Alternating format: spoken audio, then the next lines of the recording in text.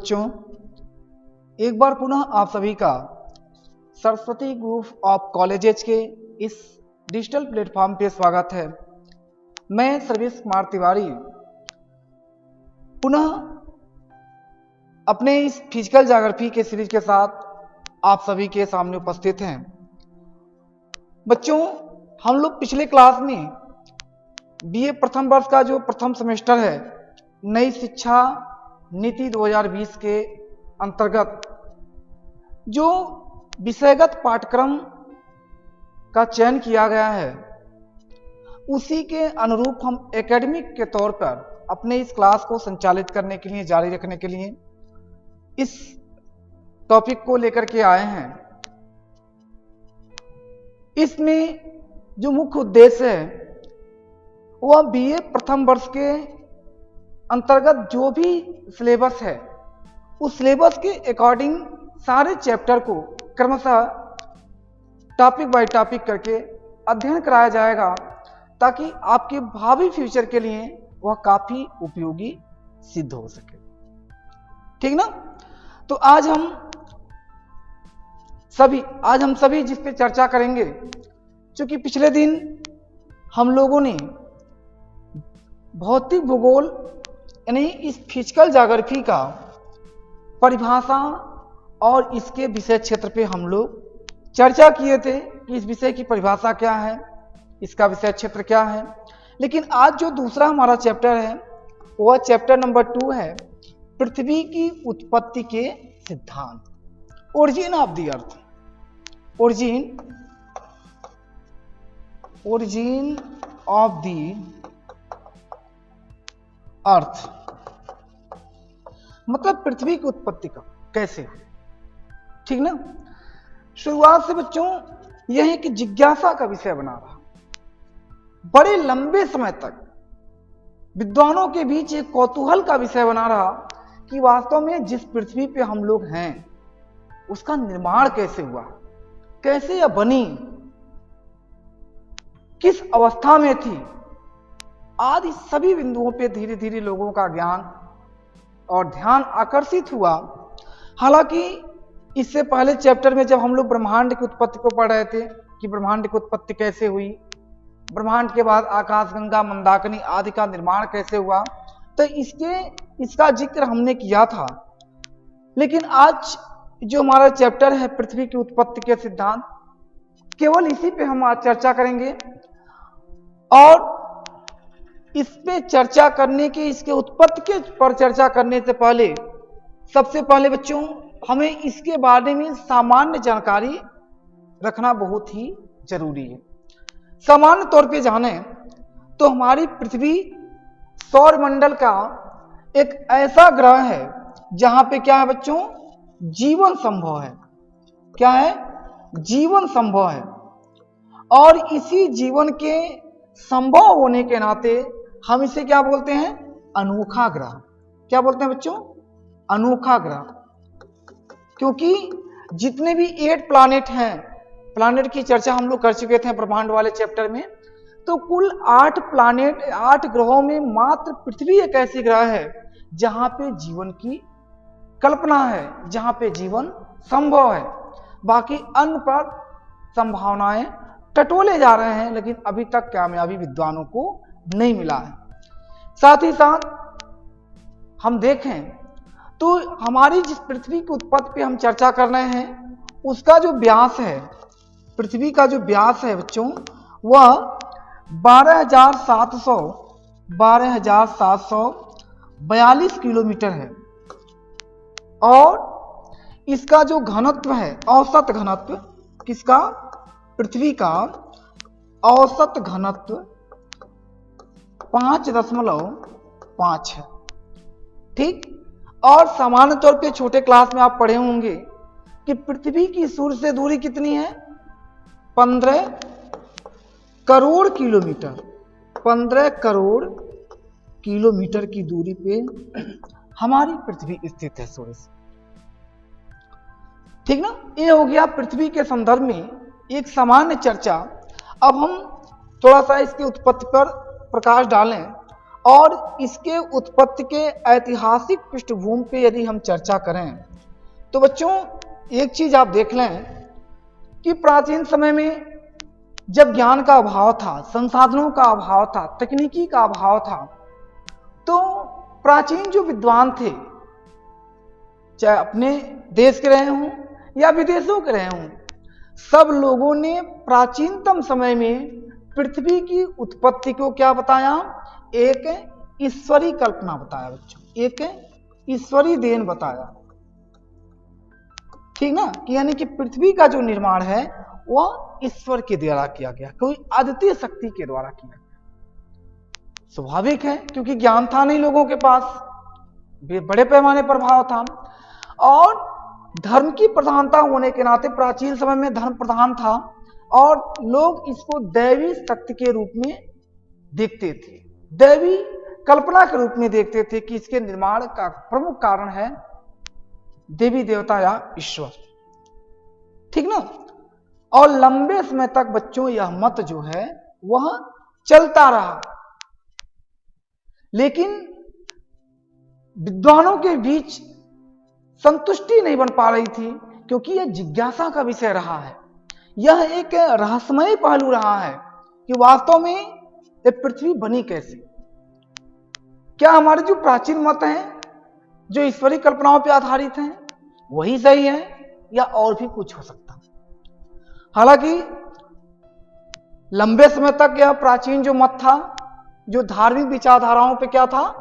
आधारित था, जो धर्म को ज्यादा प्रधान महत्व देता था, और इसके अनुसार ईश्वर के द्वारा पृथ्वी का निर्माण हुआ है। लेकिन विश्व के इतिहास में, भौतिक भूगोल के इतिहास में बच्चों, ये पहला ऐसा अवसर था जब 1749 ईस्वी में 1749 ईस्वी में कास्ते द बफन नामक एक वैज्ञानिक ने, भूगोलवेत्ता ने पृथ्वी की उत्पत्ति के संदर्भ में एक तर्कपूर्ण संकल्पना प्रस्तुत किया, एक लॉजिकली कॉन्सेप्ट दिया और बताया कि वास्तव में पृथ्वी का जो निर्माण है वह कोई ईश्वरी कल्पना नहीं है, कोई दैवी कल्पना नहीं है, बल्कि यह एक वैज्ञानिक संकल्पना पर आधारित है, ठीक ना। एक वैज्ञानिक संकल्पना पे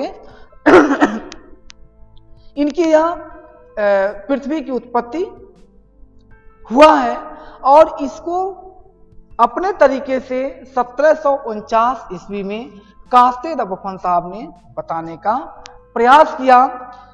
जब कास्ते द बफन साहब ने पृथ्वी की उत्पत्ति के संदर्भ में 1749 ईस्वी में अपने तर्कपूर्ण विचारधारा को विश्व के पटल पर लाया, तो उसके बाद विद्वानों का एक बड़ा समूह पृथ्वी की उत्पत्ति के संदर्भ में जानने का प्रयास करने लगा, और भिन्न भिन्न प्रकार से अपने अपने विचारधाराओं के अनुसार, अपने अपने मतानुसार पृथ्वी की उत्पत्ति को समझाने का प्रयास करने लगा। और इसी के संदर्भ में बच्चों प्रारंभ होता है पृथ्वी के उत्पत्ति के विभिन्न सिद्धांत, ठीक, पृथ्वी के उत्पत्ति के विभिन्न सिद्धांत या उससे संबंधित संकल्पनाएं, कॉन्सेप्ट। अब 1749 के बाद से बड़े पैमाने पर विश्व पटल पर पृथ्वी की उत्पत्ति के संदर्भ में चर्चा होने लगी, और वैज्ञानिकों के द्वारा भिन्न भिन्न प्रकार से जो मत दिए गए, उस सभी मतों को हम 3 भागों में बांट करके अध्ययन करते हैं।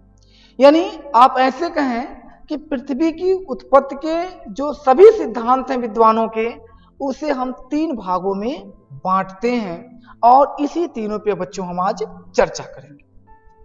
सबसे पहला जो भाग है वह है अद्वैतवादी संकल्पना। पृथ्वी की उत्पत्ति के संदर्भ में जो सबसे पहली संकल्पना प्रस्तुत की गई थी वह है अद्वैतवादी संकल्पना, ठीक ना। अद्वैतवादी से हमारा जो तात्पर्य है वह एक तारा, यानी इस विचारधारा के जो समर्थक हैं उनका मानना है कि पृथ्वी का निर्माण एक तारे से हुआ है, और वही एक तारा अपने में विस्फोट हुआ, मतलब उसमें विस्फोट हुआ और उसी विस्फोट के परिणाम स्वरूप पृथ्वी और अन्य ग्रहों के निर्माण हुआ। अद्वैतवादी यानी कि एक के अलावा दूसरा कोई नहीं। इस विचारधारा के जो समर्थक हैं, जो इसका सूत्रपात किए थे कास्ते द बफन साहब के बाद में, वह हैं कांट, इमैनुअल कांट महोदय, और दूसरे हैं आपके लाप्लास। नोट कर लेना बच्चों, इमैनुअल कांट और लाप्लास महोदय का मानना है कि पृथ्वी की उत्पत्ति एक तारे से हुआ है, और इन्होंने, इन विभिन्न विद्वानों ने अपने अपने अनुसार, अपने अपने विचारधारा के आधार पर तर्क देकर के पृथ्वी की उत्पत्ति को समझाने का प्रयास किया है। ये दोनों अद्वैतवादी सिद्धांत के समर्थक रहे हैं। इन सभी दोनों के अनुसार पृथ्वी का निर्माण एक तारे से हुआ है। ये चीज डाउट क्लियर हो गया। दूसरा जो बच्चों मत उभर करके पृथ्वी की उत्पत्ति के संदर्भ में सामने आया, वह है द्वैतवादी संकल्पना। क्या है? द्वैतवादी संकल्पना। इस विचारधारा के जो समर्थक हैं, जो विचारक हैं, या इसके जो प्रवर्तक हैं, उनका मानना है कि पृथ्वी का निर्माण एक नहीं बल्कि दो तारे से हुआ है। इसी नाते इसे हम द्वैतारक संकल्पना के भी नाम से जानते हैं। द्वैतारक संकल्पना के भी नाम से जानते हैं। यानी इस पृथ्वी का निर्माण एक तारे से न होकर के दो तारे से हुआ है, और वही दो तारे आपसी टकराव या आकर्षण शक्तियों के कारण से एक दूसरे को प्रभावित किए, और उसके परिणाम स्वरूप पृथ्वी और अन्य शेष 8 ग्रहों का निर्माण हुआ। ठीक ना? इसमें द्वैतवादी विचारधारा के जो समर्थक हैं, उसमें 3 लोगों के नाम विशेष उल्लेखनीय हैं। सबसे पहले नाम आता बच्चों जीन्स एवं जेफरी का। जीन्स व जेफरीज, जीन्स एवं जेफरीज का। दूसरे नंबर पे आते हैं रसेल, और तीसरे नंबर पे बच्चों आते हैं ऑटो स्मिथ। Otto Smith. इन 3 विद्वानों ने अपने अपने विचारधारा के आधार पर पृथ्वी की उत्पत्ति को समझाते हुए द्वैतारक संकल्पना का प्रतिपादन किया था। ठीक, और अपना अपना मत दिए, जिसको हम लोग अगले क्लास में पढ़ेंगे इस वीडियोज में। इन दोनों मतों के बाद में पृथ्वी की उत्पत्ति के संदर्भ में 20वीं शताब्दी में एक नया मत आया, एक नई विचारधारा आई, और इसे हम आधुनिक सिद्धांत के नाम से जानते हैं। ठीक, मॉडर्न थियरी।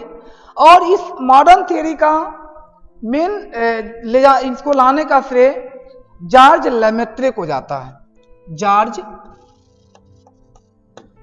लेमेत्रे, इन्होंने पृथ्वी के उत्पत्ति के संदर्भ में नवीन सिद्धांत का प्रतिपादन किया था, जिसे हम बिग बैंग थियरी या सिद्धांत के नाम से जानते हैं। इसका एक और नाम है महाविस्फोटक सिद्धांत। इसका एक और नाम है महाविस्फोटक सिद्धांत। ठीक है, बिग बैंग सिद्धांत को हम महाविस्फोटक सिद्धांत के भी नाम से जानते हैं। जॉर्ज लेमेत्रे साहब का मानना था कि पृथ्वी का निर्माण एक महाविस्फोट की घटना का देन रहा है। कालांतर में ब्रह्मांड में बड़े पैमाने पर आकाशीय पिंडों में विस्फोट हुआ, और उसी के विस्फोट के परिणाम स्वरूप पृथ्वी, अन्य ग्रह और शेष जो उपग्रह हैं उसका निर्माण हुआ। ठीक ना? तो आप देखें, कुल मिलाकर पृथ्वी की उत्पत्ति के संदर्भ में जो विभिन्न संकल्पनाएं और उससे संबंधित जो समुदाय विद्वानों का बना, उसको हम लोगों ने आज यहाँ 3 भागों में बांट करके अध्ययन किया। अब एक एक सिद्धांत के बारे में बच्चों नेक्स्ट वीडियोज में हम लोग एक एक विचारधारा, अद्वैतवादी के जो कांट और लाप्लास हैं, द्वैतवादी के जो जीन्स, जेफरी, रसेल और ऑटो स्मिथ हैं, जॉर्ज लेमेत्रे साहब जो आधुनिक सिद्धांत के प्रतिपादक हैं, सभी के एक एक विचारधाराओं पे हम लोग चर्चा करेंगे। उनके दिए गए तर्कों का हम लोग तर्कपूर्ण तरीके से मूल्यांकन करेंगे, ठीक ना, अगले वीडियोज में। तब तक आज के क्लास में जुड़ने के लिए आप सभी को बहुत बहुत धन्यवाद। ढेर सारी शुभकामनाएं बच्चों। Thank you.